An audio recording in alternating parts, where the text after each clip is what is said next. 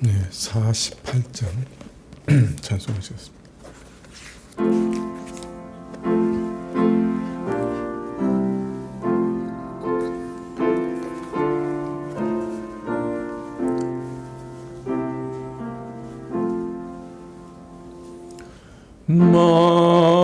만유의 주제 존귀하신 예수 인자가 되신 하나님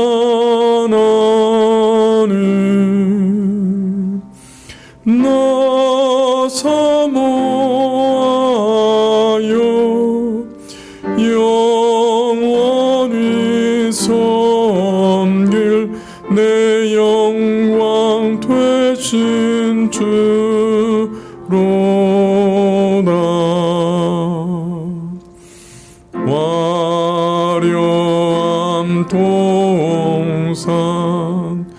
무성한 조수모 다 아름답고 묘하나 순결한 예수 더 아름다워 봄 같은 기쁨 주시네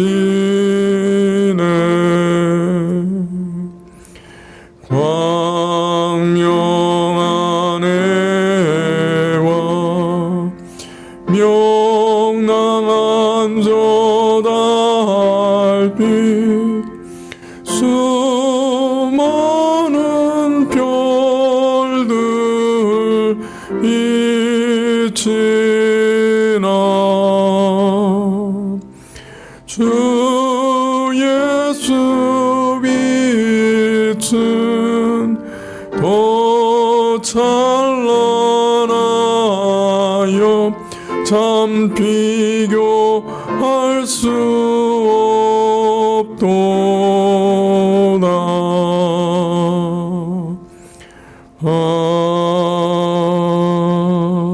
아멘.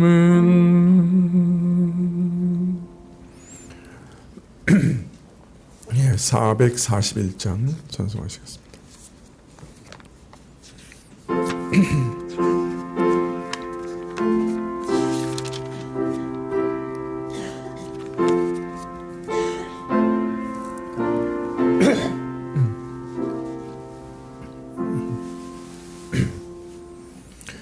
이 바람이 칠 때와 물결 높일 때에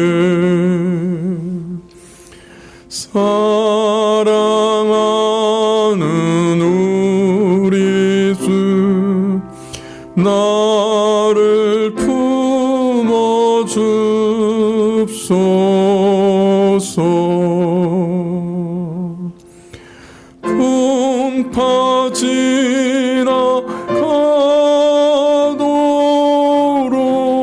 지나가도록 나를 숨겨 주시고 안식 없는 곳으로 주여 인도하소서 아예 영원 피할 때 예수밖에 없으니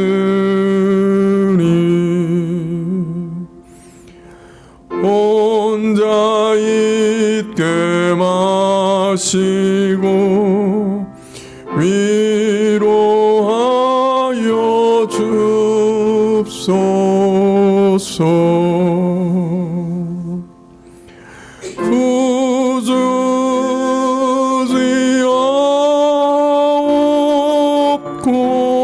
구주지옵고 도와주심 이오니 알 수 없는 죄인을 주여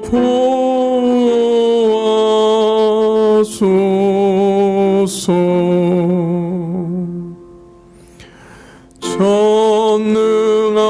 전능하신 예수께 나의 소원이 있으니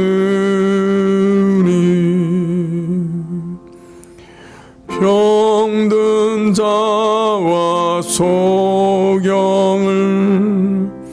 고쳐주신 빕니다.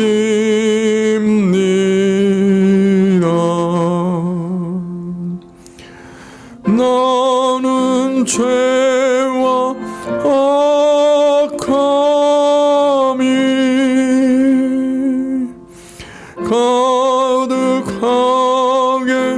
잤으나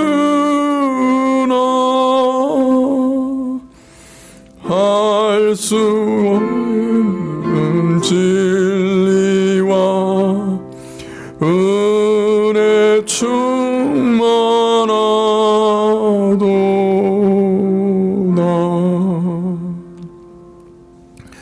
나의 죄를 사는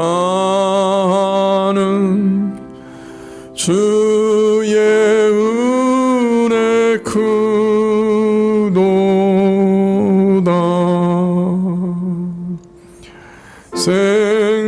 생명수로 고치사 나를 성케하소서.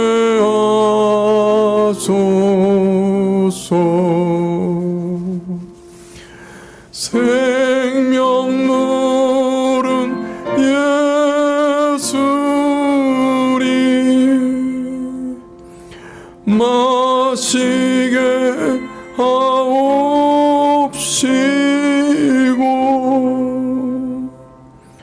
샘물처럼 내 맘에 솟아나게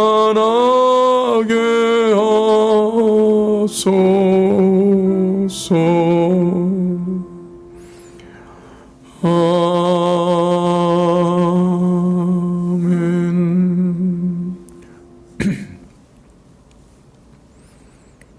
예, 기도하시겠습니다.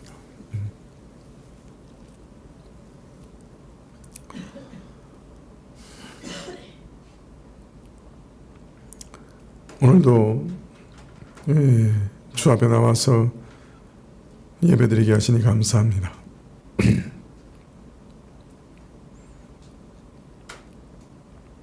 저희의 마음을 주님께로 인도해 주시고 예배드리는 것을 방해하는 모든 것들을 제하여 주시고 우리 온 마음이 주님을 바라보며 주님을 찬양하고 주님을 주목하며 주님을 높이게 하여 주옵소서.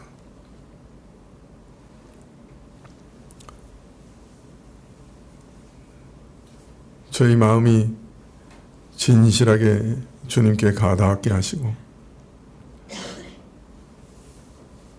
저희 마음이 엎드려 주님을 예배할 때 성령께서 우리 마음에 임하시고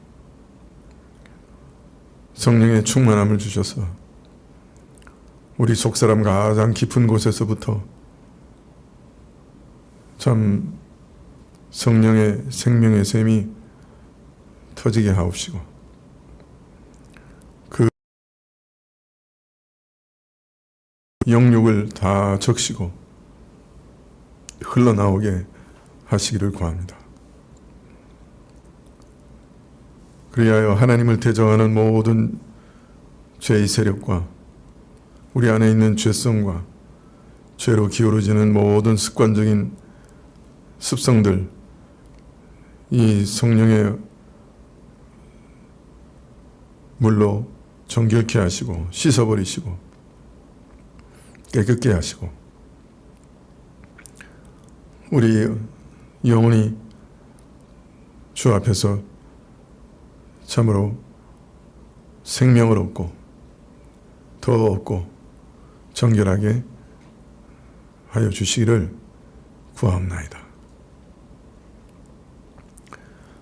또 피곤한 몸을 이끌고 저희가 주 앞에 나왔사오니 저희 육신까지도 일으켜 주시기를 원하고 교우들 중에 감기로 독감으로 많은 사람들이 고생하는데 하나님께서 지켜주시고 치료하여 주시기를 구합니다. 이 나라가 참 어지럽고 혼돈스럽고 걱정되고 답답한 면들이 많이 있사오나 참으로 이 나라를 지키시고 돌보시고 교회를 돌보시는 분은 하나님 한 분뿐이시오니 하나님께서 저희를 크게 긍휼히 여기시고 또 불쌍히 여기사 다시 안정되고 단정하게 나라와 교회가 정돈될 수 있도록 도와주시기를 원합니다. 저희 행실을 보면 참으로 심판을 받아 마땅하오나 그리스도 예수 안에서 저희를 구원하신 그 은혜 위에 은혜, 그 큰일을 기억하시사 다시금 은혜를 베풀어 주옵시고 다시금 용서하시고 다시금 긍휼히 여기시기를 이 시간에 기도하오니 하나님께서 저희를 불쌍히 여겨 주시옵소서.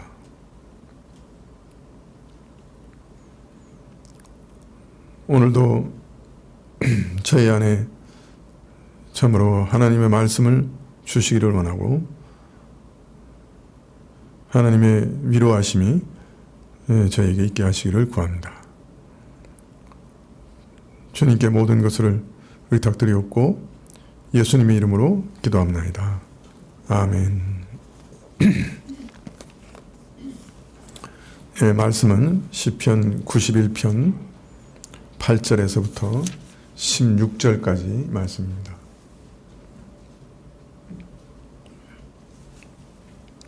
시편 91편 8절에서 16절까지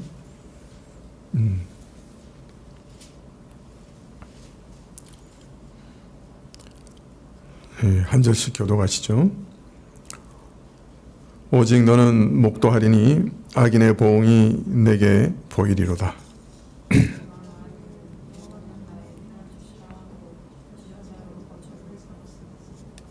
화가 내게 미치지 못하며 재앙이 내 장막에 가까이 오지 못하리니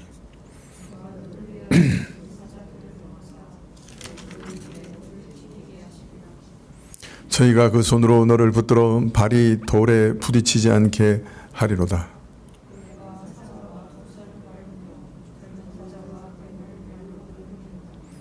하나님이 가라사대 저가 나를 사랑한즉 내가 저를 건지리라. 저가 내 이름을 안즉 내가 저를 높이리라.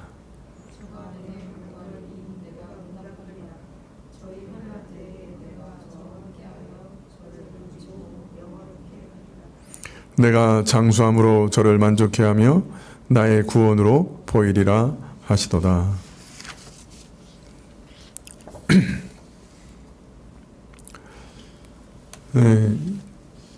참 사람이 살아가면서 참 내가 참 든든히 섰다.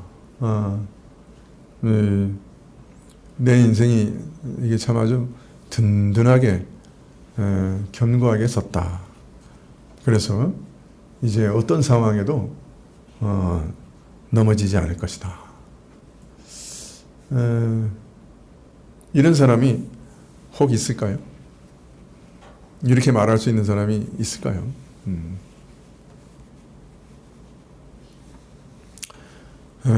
사실 우리가 열심히 애쓰고 노력하고 또 재물을 쌓기도 하고 참 날마다 체육관에 가서 열심히 운동하고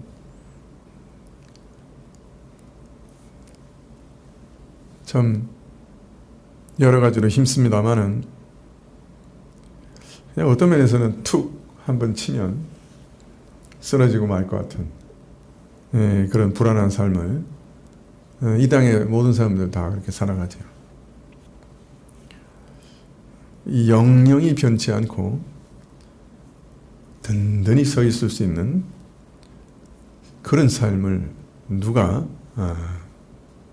누릴 수가 있겠습니까? 주변을 아무리 둘러봐도 뭐 즐겁게 사는 사람이든 슬픔 가운데 살아가는 사람이든 평안하게 살든지 고통 가운데 살든지 건강하든지 병들었든지 간에 사실은 다 불안한 삶이에요. 앞으로 어떻게 될지 모르는 그런 삶이에요.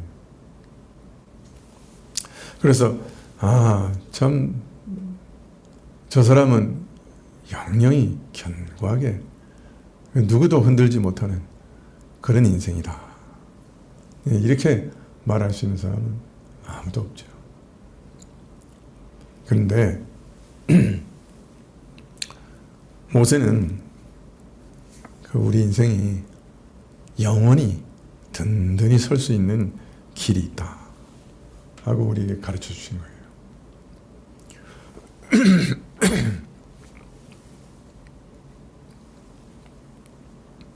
우리같이 우리 죄로 심판받아 마땅하고 사실은 지옥 밑바닥에 떨어져야 마땅한 자도 아주 든든하게 영원히 설 수 있는 길이 있다. 그렇게 노래하셨던 거예요. 얼마나 놀라운 은혜인지.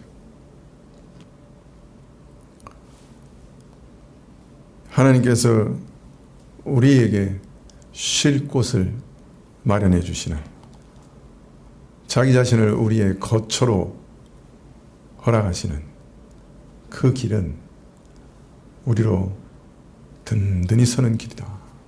그렇게 말씀하고 계시죠. 죄로 겪는 모든 고통과 슬픔을 다 씻으시는 은총을 베푸시고 우리로 하나님 안에서 쉴 곳을 발견하게 하실 때 허망했던 우리 인생이 비로소 견고하게 서게 된다.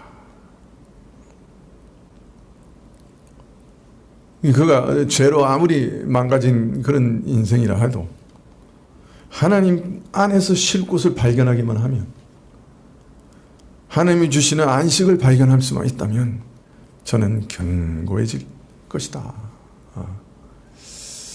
그래서 새해 첫날부터 말씀드린 것은 어떤 면에서는 이 혼란하고 이렇게 불안하고 이렇게 혼돈스러운 세상 가운데서 우리 인생이 어떻게 견고히 설 수 있는가, 그거에 대해서 말씀드린 걸 할 수 있겠죠. 하나님과 사귐을 갖는 사람, 하나님께 늘 기도해서 하나님이 주시는 평안을 늘 누리는 사람, 하나님께 모든 것을 맡기고 하나님을 의지함으로 하나님이 주시는 지각을 뛰어넘는 평안을 경험하는 사람,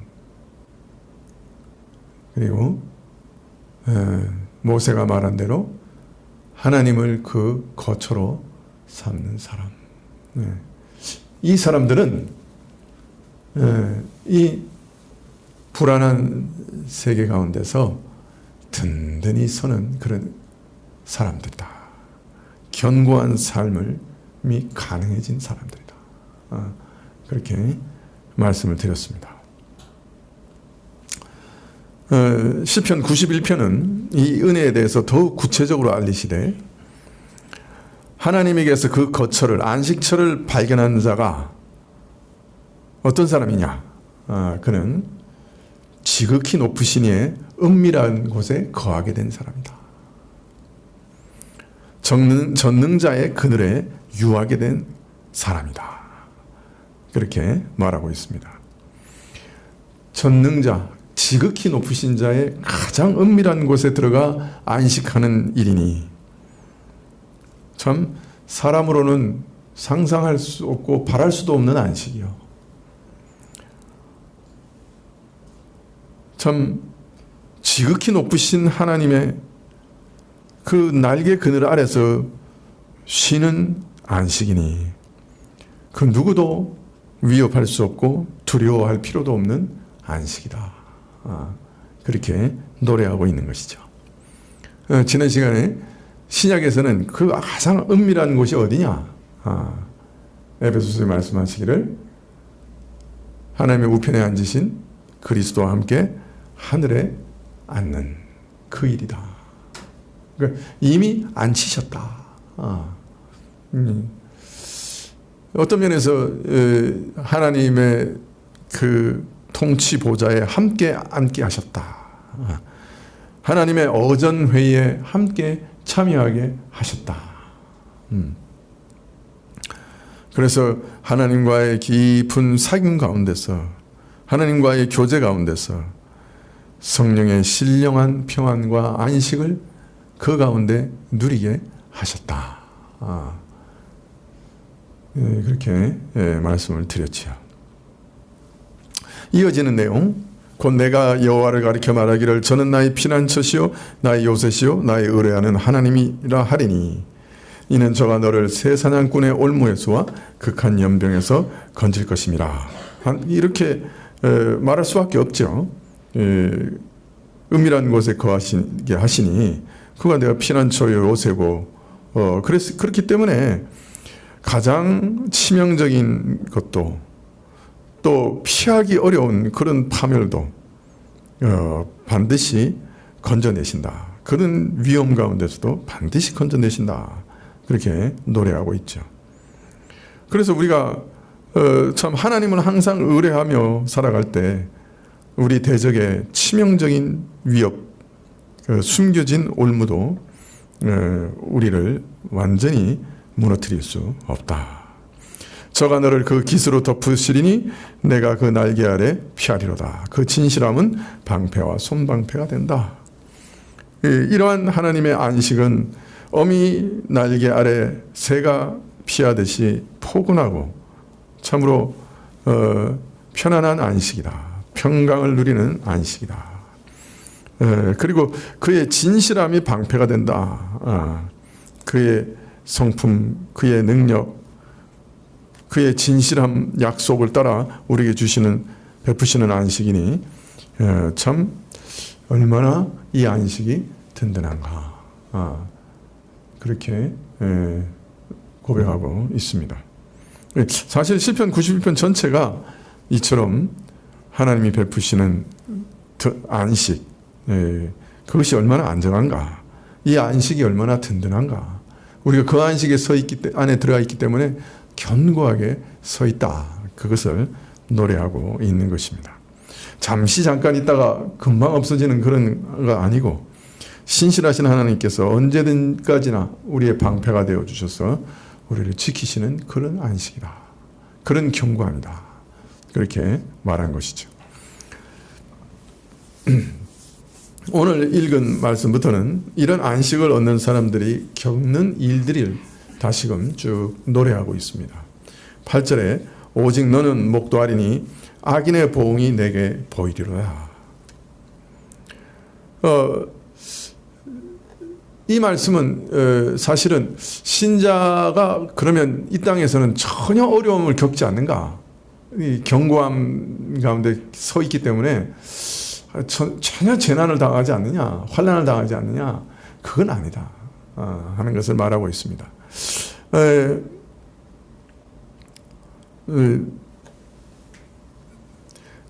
15절에도 내가 응답하리라. 저희 환난 때에 내가 저와 함께하여 저를 건지고, 그렇게 얘기합니다. 그러니까 환난 때가 있는 거죠. 그죠? 환난을 겪는 때가 있는 거죠. 거기서 완전히 멸망하지 않고 하나님께서 건져 주신다는 약속이지만은, 그러나 환난을 아예 안 겪는 건 아니다. 자, 그런데 그 환난이 그러면 어디서부터 오느냐? 누구로부터 오느냐? 악인들로부터 오는 것이다. 하는 것을 알 수가 있습니다. 그러나 하나님께서 그 악인의 보응을 내게 보이신다. 자, 그런데 그 악인들이라고 하는 것이 도대체 누구냐 하는 것이 문제죠. 모든 이 재난과 환난의 근원이 이 악인들 때문인데, 그래서 악인들은 늘 신자들을 위협하고 참 환난과 고통을 주려고 하는데, 이 악인이라고 하는 자들이 누구냐? 근데 우리가 이제 시편을 읽을 때 늘 조심해야 되는 것은, 이 시편에서 이 악인의 성격은 상당히 특별한 거예요. 시편에서 이제 악인이다고 하면은, 우리가 보통은 악인 그러면 어떻게 생각합니까? 성품이 아주 포악하고 악독하고, 그래서 옆에 가까이 가기 참 어렵고, 그냥 아주 그 사람들을 공연히 미워하고 아주 시비 걸고 해치고,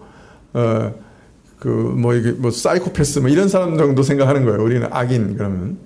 근데 이 시편에서 악인이라고 할 때는 훨씬 그 의미가 깊어요. 그리고 넓어요. 이 시편에서 악인이라고 할 때는 항상 그 의미가 하나님을 떠난 사람이라는 의미예요. 그래서 다른 말로 말하면 이제 불신자들을 말해요. 하나님을 알지 못하고 인정하지 않고 하나님과 상관없이 자기 뜻대로 자기 힘으로 살아가는 자들을 가리켜서 악인이라고 그래요. 그래서 이 악인이 우리가 생각하는 거하고는 좀 전혀 다른 모습으로 우리에게 다가올 수 있어요. 아주 성품이 포악하고 잔인하고 남을 미워해서 해치고 막 그런 모습으로만 나타나는 것이 아니고 어떤 때는 매우 고상한 인격적인 그런 모습으로도 우리에게 나타날 수 있는 거예요.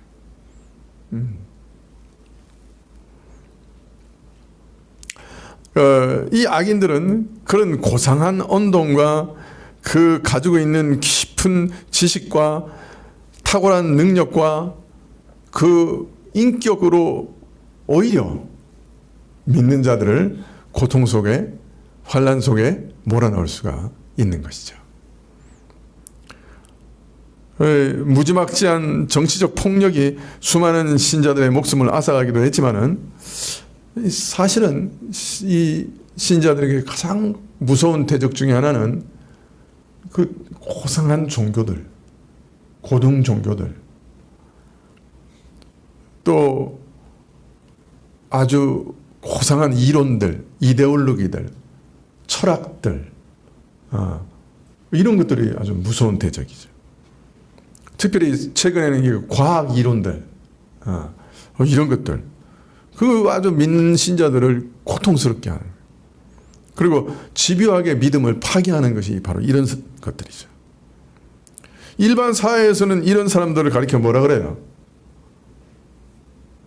철인이다, 성자다, 그죠?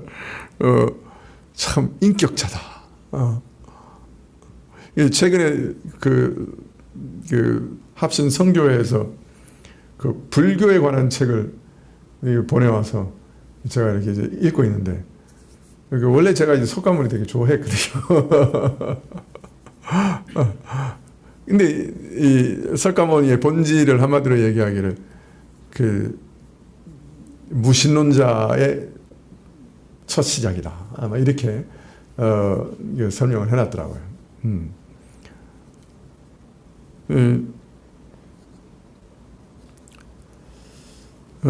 참 인격자고 성인이고, 그래서 인류를 위해, 사회를 위해서 탁월한 업적을 이룬 자라, 인류의 위대한 스승이라고 심지어는 추앙받기도 하고 그런 자들인데, 사실은 하나님을 대적하고 하나님 백성을 철저하게 집요하게 괴롭히고 파괴하는 악인들인 거죠. 시편에서 말하는 악인 가운데는 이거 다 포함되는 거예요. 이거 다 불신자, 이 모든 사람들 다 포함하는 것이죠. 그래서 시편에서 악인으로부터 고통을 당한다 할 때는 우리가 일반적으로 생각하는 그런 고통과 그 뉘앙스가 상당히 다를 때가 많습니다. 못된 사람으로부터 아주 뭐 착취당하고 고통을 당한다, 그런 뜻이 아니라 불신 세계로부터 신자가 당하는 모든 어려움을 다 포함해서 그 악인으로부터 고난을 받는다, 그렇게 말하는 것입니다. 이 사람들은 자신이 의식하지도 못하면서 신자들을 괴롭힐 수 있어요. 아니, 야, 내가 너희를 언제 괴롭히는데? 아니, 나는 이게 너무 옳다고 생각해서 법을 제정했을 뿐이야. 뭐 내가 기독교를 의식해서 뭐 동성애를 찬성하는 그런 법을 만든 게 아니야. 근데 왜 니들이 그 괴롭다고 그래? 국회의원들이 그렇게 얘기하겠지. 꿈에도 자신이 악이라는 생각을 못해. 그 의도하지도 않았다고 얘기할 수 있어요. 그런데 신자들을 고통스럽게 하는 거죠. 공산주의가 처음 나올 때 뭐 기독교를 뭐 핍박하고 없애기 위해서 공산주의를 만든 건 아닐까요? 그죠? 그 뭐 인류의 참 더 나은 세계를 위해서, 그죠? 더 나은 사회 제도를 위해서, 더 평등한 사회를 건설하기 위해서 공산주의 이론을 만들었을 거예요. 그래서 우리가 제 어릴 때도 그런 얘기 들은 적이 있었어요. 그런 거 우리가 이제 6.25 이후에 그런 얘기 많이 이렇게 이제 돌아다녔는데, 지식인 치고 옛날에 우리 일제시대 때 지식인 일제 말기에 지식인 치고 공산주의에 빠지지 않은 사람은 다 엉터리다. 또 공산주의 환멸을 느끼고 빠져나오지 않으면 그건 또 지식이 아니다. 한 번은 다 거쳐가는, 지식인이라고 하면 다 거쳐가는 그런 거라, 그 당시에. 그러니까 유행이란다. 공산주의 이론을 들으면 누구나 처음에는 혹할 만하다 말이에요. 사람의 본성을 이해하지 못하면 공산주의는 뭐 아주 참 유토피아를 건설할 수 있는 뭔가 그런 것처럼 느껴진다 말이에요. 그러나 그 이론의 밑바닥에는 근본적으로 무신론적인, 그죠? 종교를 아편으로 보는 그런 아주 무신론적인 그런 생각이죠. 예. 그렇기 때문에 그 공산주의가 얼마나 많은 교회를 파괴했어요.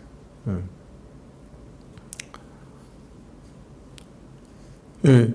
하나님 안에서 안식을 얻은 자도 이 땅에 살아갈 때 이런 풍파, 환란 없는 건 아니라. 천인이 내 곁에 만인이 내 곁에서 엎드려질지라도 이 재앙이 내게 가까이 하지 못하리라. 그 말이 환란이 없다, 그런 말이 아니에요. 그죠? 그 환란이 정말로 재앙이 돼서 우리 영혼을 멸망시키는 그런 일이 될 수는 없다. 만일 절대로 다치거나 상하거나 그런 것이 없다고 말씀하시는 거라면은 이상하죠. 그러면 순교당하는 사람도 없어야 되고, 그죠? 사고로 죽는 사람도 없어야 되고, 그 말씀하시는 건 아니라. 심한 병 얻는 사람도 없어야 돼, 신자는. 그러면요.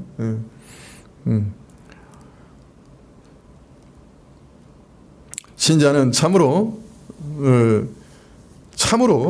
해받음 없이 평화를 누립니다. 누릴 겁니다. 그러나 이러한 안식과 평화는 그리스도 안에서 시작됐고, 또 마귀와 악한 영들과 죄로부터 보호받는 일이 이미 시작됐지만은 또 그 완성은 예수님의 재림과 더불어 죄와 마귀와 사망이 완전히 정복된 이후에 누리게 되는 것도 사실입니다. 그러나 이 땅에서 어떤 물리적, 정신적 고통을 받을지라도 세상에 속한 사람들의 온갖 모양으로 우리를 해하려 할지라도, 심지어 세상에서 가장 훌륭하고 인격적인 사람들, 깊은 학식과 높은 수양과 위엄으로 가르쳐서 사람들의 마음을 움직이는 사람들이 우리 마음을 찌르고 우리를 괴롭힌다 할지라도 우리 영혼을 참으로 해할 수는 없다. 그렇게 말씀하고 있는 것이죠. 악인들의 보응을 받는 것을 보게 될 것이다.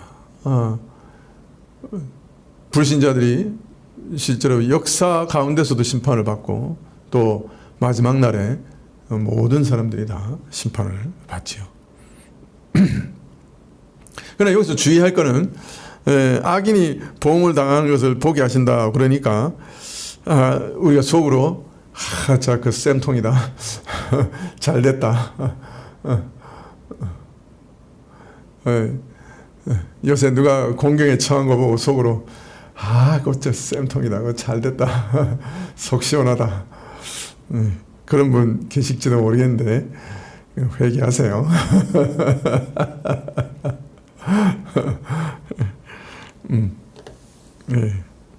그 악인이 누구라 할지라도 사실은 우리를 심히 괴롭힌 그런 악인이라 할지라도 그가 고통받는 것을 보고, 그가 불행해진 것을 보고, 그가 망하는 것을 보고 뛸 듯이 막 기뻐하면 그건 적어도 우리 신자의 모습은 아닙니다.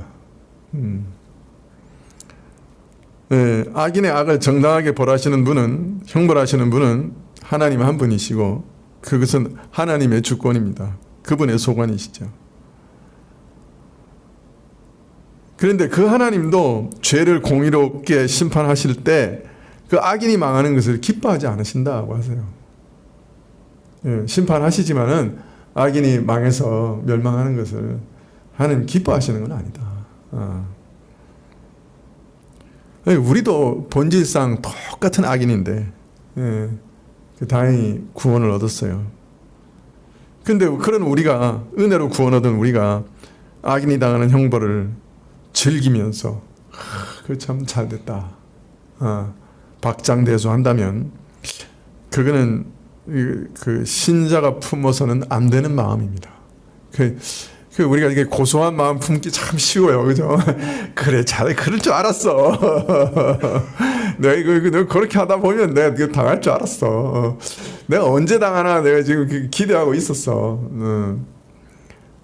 아우 속 시원해. 여러분, 이게 사실은 그 회개할 마음입니다. 신자로서 합당한 마음은 아니에요. 다만 하나님께서 악인들의 보응을 보게 될 것이라고 하시는 그 말씀은 주의 날이 되면 죄악의 세력이 완전히 제거될 것을 말씀하시는 것이죠. 그래서 그 모든 악을 인하여, 악인들을 인하여 있었던 핍박과 환난과 해받음이 완전히 사라지는 그런 완전한 안식을 이제 우리가 보게 될 것이다 하는 그런 약속이 있습니다. 그러니까 다른 말로 하면 이 말씀은 우리에게 완전한 안식을 약속하시는 또 다른 말씀인 것이죠. 악인이 보응을 받아 멸망하는 것을 통해서 하나님과 그 믿는 자를 그처럼 미워하고 비방하고 대적하고 핍박하던 불신 세력이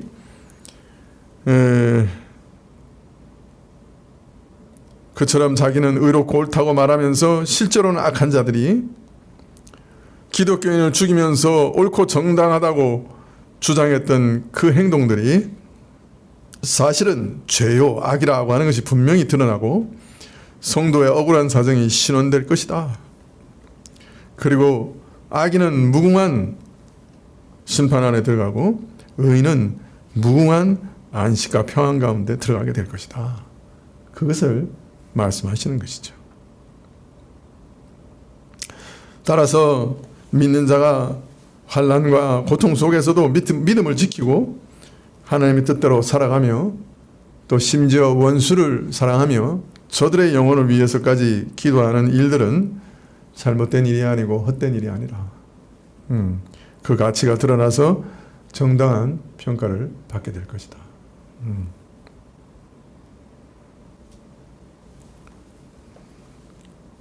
마지막 날 참 비방을 들으면서도 묵묵히 하나님 뜻대로 살고자 하고 때리고 죽이고 할 때도 참 하나님을 위하여 참으며 하나님을 기대한 모든 것들이 헛되지 않을 것이다. 내가 잘못 산 것이 아니다. 그것을 확인하게 될 것이다. 아무리 극한 핍박과 고난과 고통과 슬픔을 겪을지라도 사실은 주의 은혜로 지켜진 삶이요 하나님께서 끝까지 우리 영혼을 붙들어 주신 은혜로운 삶이라고 하는 것이 밝혀질 것이요 모든 것이 다 드러나서 올바로 평가받을 것이고 그것을 우리 눈으로 똑똑히 보게 될 것이다. 그렇게 약속하고 계신 것입니다. 우리가 참 속기 쉬운 거죠. 누가 우리를 핍박하면은 우리 감정이 그냥 막 요동을 치고, 참 저 원수 안 망하나 이제 그런 생각 갖는데, 성경에는 원수 갚는 것은 내게 있다 그러셨어요. 그러니까 원수는 누구만 갚으시는 거예요? 하나님만 갚으시는 거예요. 그러니까 우리는 하나님께 맡겨야 돼요. 우리 원수도. 그리고 오히려 우리는 그 원수를 위해서 기도하고 축복하라 그러셨죠. 이것이 신자의 자세라. 하나님의 심판이 얼마나 무서운 걸 알기 때문에 오히려 나와 똑같은 그 죄인들을 불쌍히 여길 수 있고 그 죄인들을 위해 기도할 수 있는 거예요. 9절 말씀에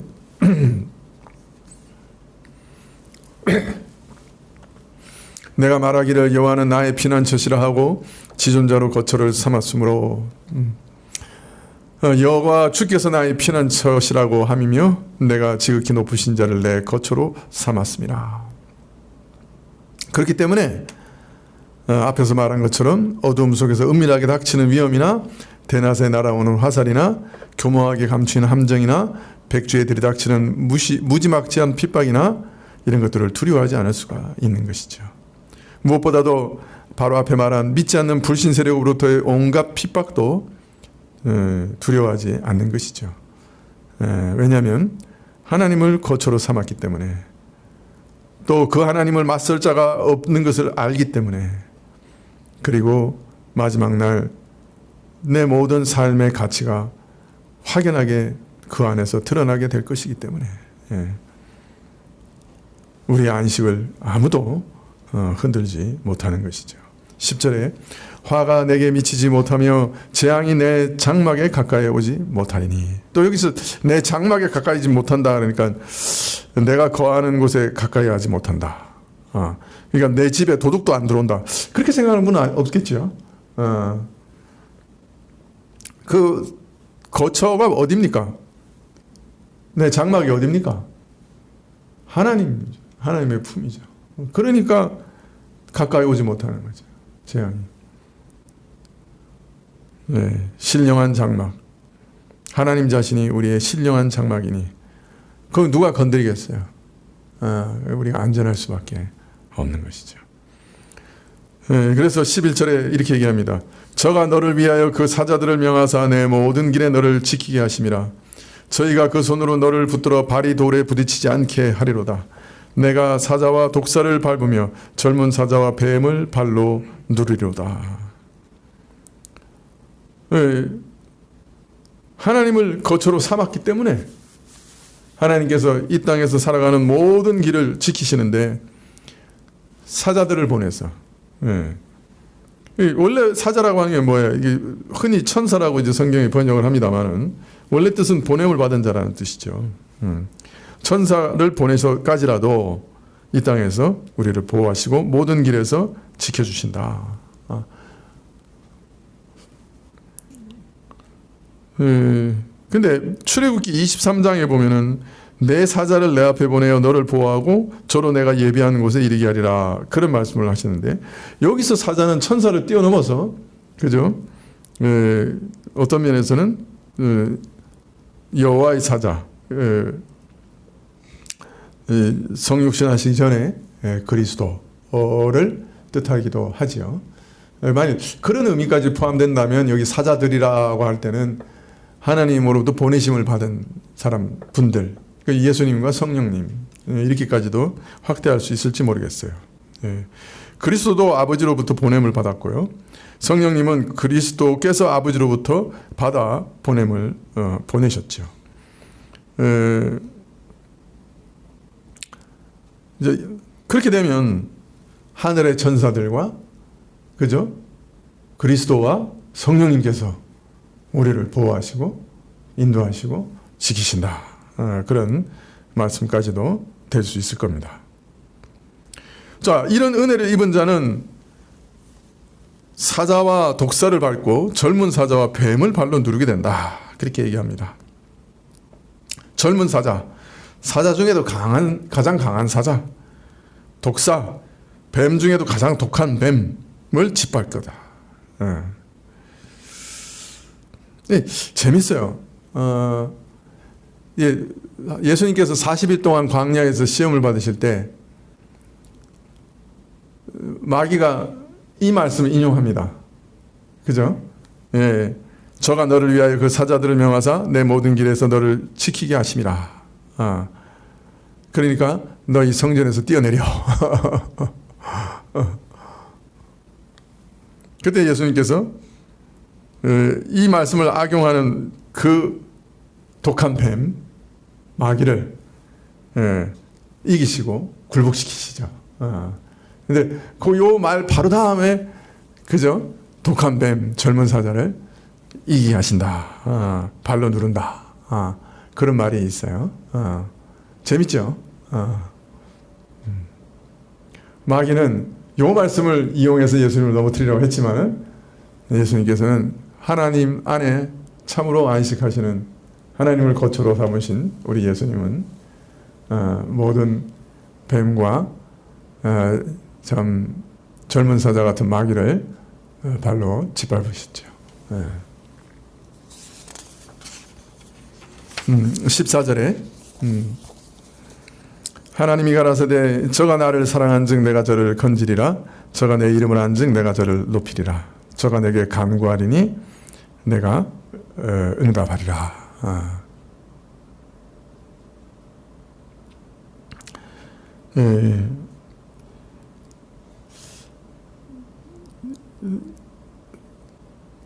이 하나님 안에 안식하는 자들에 대해서 어떤 자들이냐?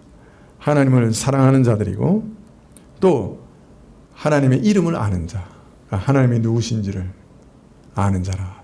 하나님이 누구신지를 참으로 아는 자라. 그렇게 얘기합니다. 사실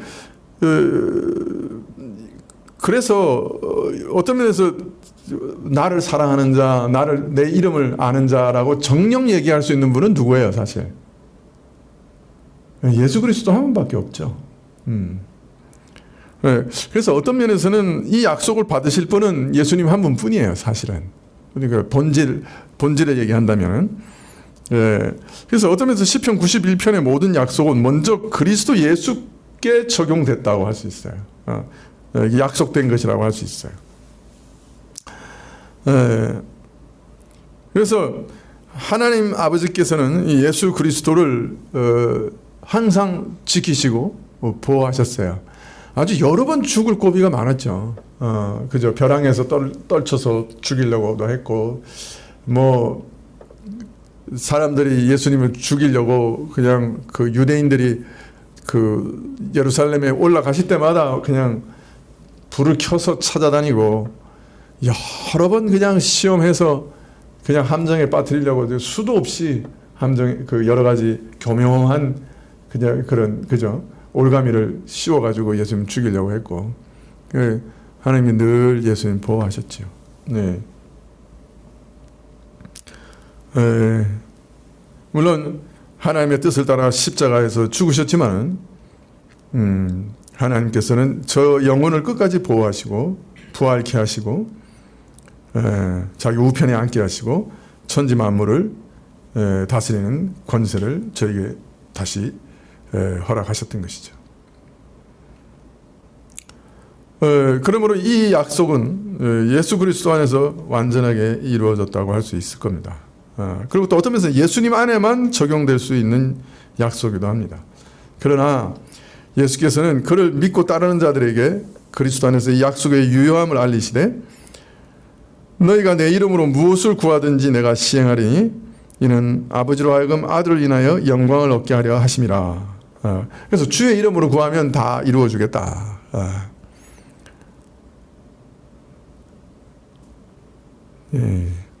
저가 내게 간구하리니 내가 응답하리라. 이 오늘 시편에도 그렇게 약속하셨는데 예수님도 그런 약속을 우리에게 허락하신 것이죠.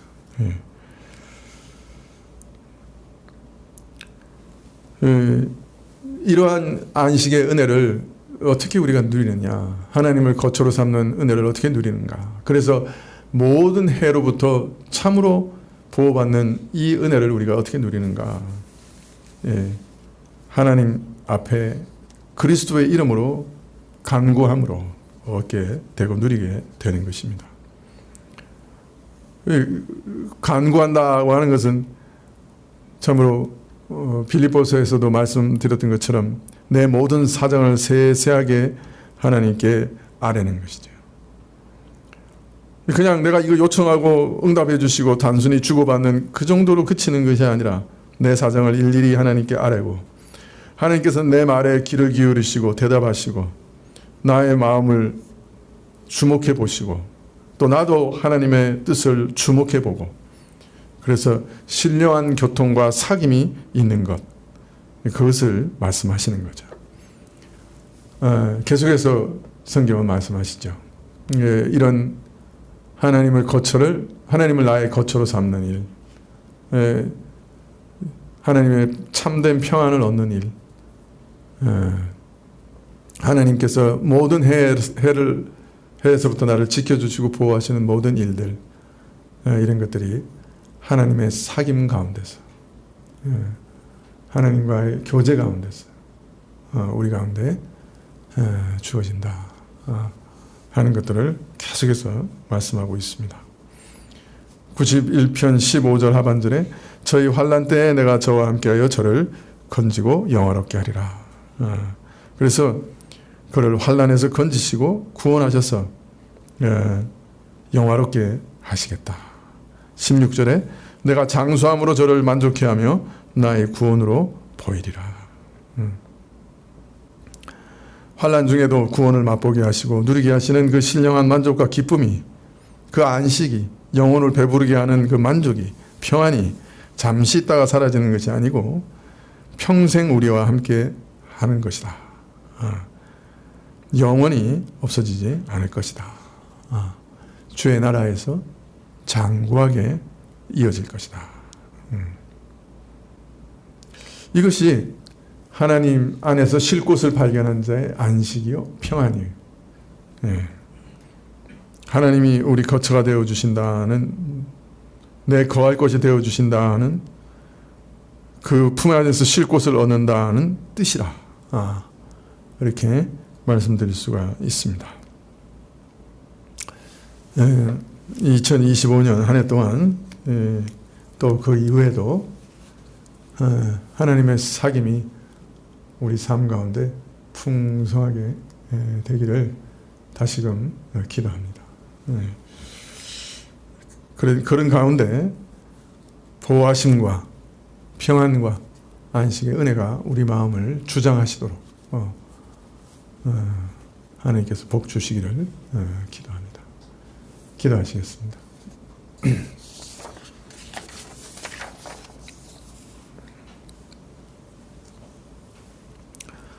아버지 하나님, 그 누가 든든히 섰다고 말할 수 있겠습니까?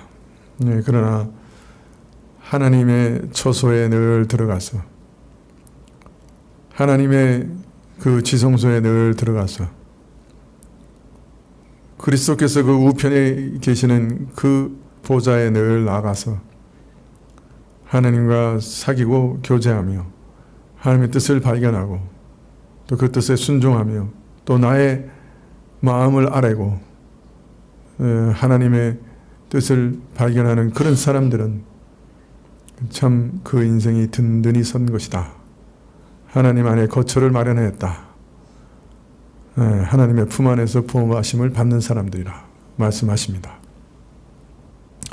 이런 은혜가 우리 일생 지속되게 하시고 또 영원히 그러한 하나님을 거처로 삼은 그 은혜 가운데 살아가게, 영생을 누리게 허락하여 주십시오. 예수님의 이름으로 기도합나이다. 아멘. 하늘에 계신 우리 아버지시여, 이름이 거룩히 여김을 받으시오며 나라의 임하옵시며 뜻이 하늘에서 이룬 것 같이 땅에서도 이루어지이다. 오늘날 우리에게 일용할 양식을 주옵시고 우리가 우리에게 죄 지은 자를 사하여 준 것 같이 우리 죄를 사하여 주옵시고 우리를 시험에 들게 하지 마옵시고 다만 악에서 구하옵소서. 대개 나라와 권세와 영광이 아버지께 영원히 있사옵나이다. 아멘.